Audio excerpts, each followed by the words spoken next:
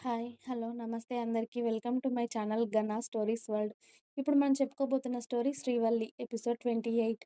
Doctor గారు వచ్చి వల్లిని check చేసి తనకి 2 ఇంజెక్షన్‌లు వేసి వెళ్తూ, "ఆ అమ్మాయిని కాస్త సున్నితంగా చూడవయ్యా బాబు! నీ వల్లే అమ్మాయికి ఫీవరొచ్చింది" అని చెప్పారు ఆవిడ. ఆవిడ మాటలకి అలాగే అని ధీరజ్ తల ఊపి లోపలికి వచ్చి, "నువ్వెళ్ళమ్మా, నేను చూస్తానులే వల్లిని" అన్నాడు. జాగ్రత్త బాబు. ఏదైనా అవసరం ఉంటే నన్ను పిలువు" అని సుభద్ర గారు వెళ్ళిపోయాక విరాజ్ ప్రసన్న కూడా వెళ్ళిపోయారు.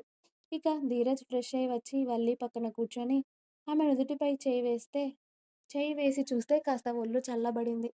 ఇంజెక్షన్ల వలన చెమటలు వస్తూ ఉండడంతో వల్లికి కప్పిన బ్లాంకెట్ తీసేసి ఏసీ ఆన్ చేశాడు ధీరజ్. దాంతో కాస్త నెమ్మదిగా కళ్ళు తెరిచింది వల్లి. "వల్లి, ఓయ్ వల్లి" "హ్మ్" అంది బద్ధకంగా. "లేవవే." "ఊహూ, నీరసంగా ఉంది ధీరా" అని ధీరజ్ పక్కకి జరిగి ధీరజ్ ఒడిలో తల పెట్టుకొని పడుకుంది. "ఫీవరొచ్చిందే. ఆఫ్టర్‌నూన్ వచ్చాక అలానే పడుకున్నట్టున్నావు. చాలా ఫీవరొచ్చింది. ఇప్పుడే డాక్టర్ గారు వచ్చి నీకు ఇంజెక్షన్స్ చేసి వెళ్లారు" అని చెప్పాడు ధీరజ్. "అవునా? హ్మ్. పైగా నిన్ను స్మూత్‌గా హ్యాండిల్ చేయమని కూడా చెప్పారే" అన్నాడు ధీరజ్ ఆమె చెవిలో. ఆ మాటకు అయోమయంగా వల్లి ధీరజ్ మొహంలోకి చూస్తే, "మరి ఎందుకు ఫీవరొచ్చిందనుకున్నావు? ఇలా 2 సార్లకే దగ్గరికి తీసుకుంటే ఫీవర్ తెచ్చుకుంటే ఎలానే? నాకు రోజంతా కావాలి అంటే పేషెంట్‌వై కూర్చుంటావేమో కదా" అన్నాడు ధీరజ్ నవ్వుతూ. "ఆ! సిగ్గులేదురా నీకు? అస్సలు వదలకుండా అలా చేస్తే ఫీవర్ రాకపోతే ఏమొస్తుంది? గ్యాబ్ ఇస్తున్నావా అసలు? పెళ్ళైనప్పటి నుండి నాకు? నేను 2 రోజులు మా అమ్మ వాళ్ళ ఇంటికి వెళ్తే అప్పుడు తెలుస్తుందిలే నీకు" అంది వల్లి బుంగమూతి పెట్టుకొని. "నువ్వు వెళ్తే నేను కూడా వస్తాను కానీ నిన్నెందుకు వదిలిపెడతానే నేను" అని కళ్ళు ఎగరేశాడు ధీరజ్. "రేయ్! అక్కడ కూడా వదలవా నన్ను" అంది వల్లి కోపంగా. "నిన్ను ఎక్కడా వదలనే. నువ్వు నా ప్రాణం కాబట్టి నన్ను వదిలి వెళ్ళలేవు నువ్వు. అర్థమయిందా" అని వల్లిని గట్టిగా వాటేసుకుంటాడు ధీరజ్. అతడి మాటలకి మురిసిపోతూ, మాటలతో మాయ చేస్తావురా నువ్వు" అని ధీరజ్ జుట్టు చెరిపేసింది వల్లి. "ఏమైనా తిందువు గానీ లేవే, ఫ్రెష్ అవ్వు. ఆఫ్టర్‌నూన్ వచ్చి అలానే పడుకున్నావు. టైం చూసావా ఎంతవుతుందో? 9 అవుతుంది" అన్నాడు ధీరజ్.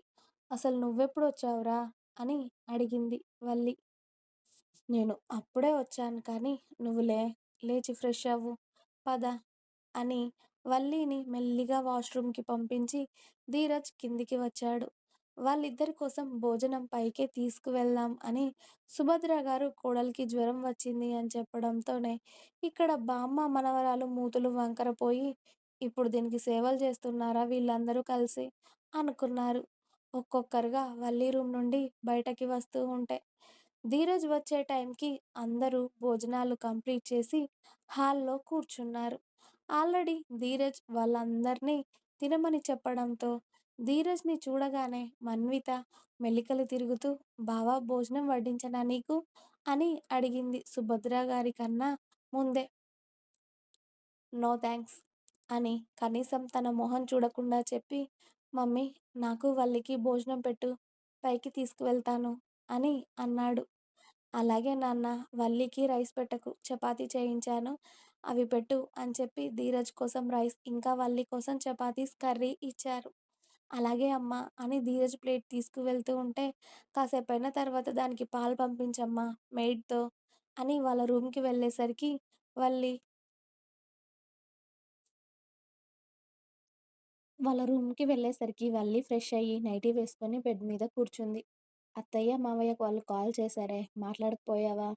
ఫీవరొచ్చింది అని చెప్పలేదు, కంగారు పడతారని. మాట్లాడకపోయావా నువ్వు" అన్నాడు ధీరజ్.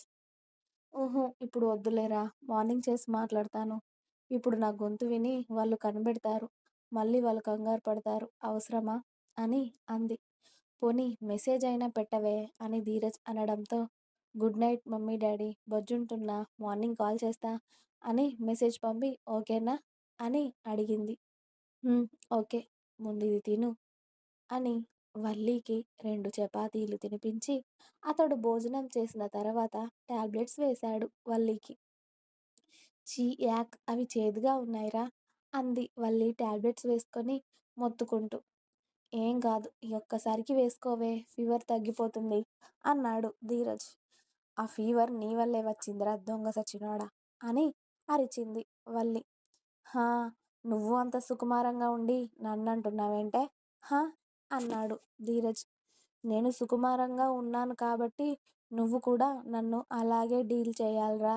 కానీ ఇలా సూపర్ ఫాస్ట్ ఎక్స్‌ప్రెస్‌లా డీల్ చేస్తే నా బాడీ షెడ్‌కి పోతుంది. అర్థమయిందా?" "అలా అవ్వదులేవే. నీకు ఫీవరొచ్చినా టాబ్లెట్స్ వేసి తగ్గించుకొని, ఆ తర్వాత నిన్ను దగ్గరికి తీసుకుంటాను తప్పితే నిన్ను వదలనే" అన్నాడు ధీరజ్ స్మైల్ చేస్తూ. "హా!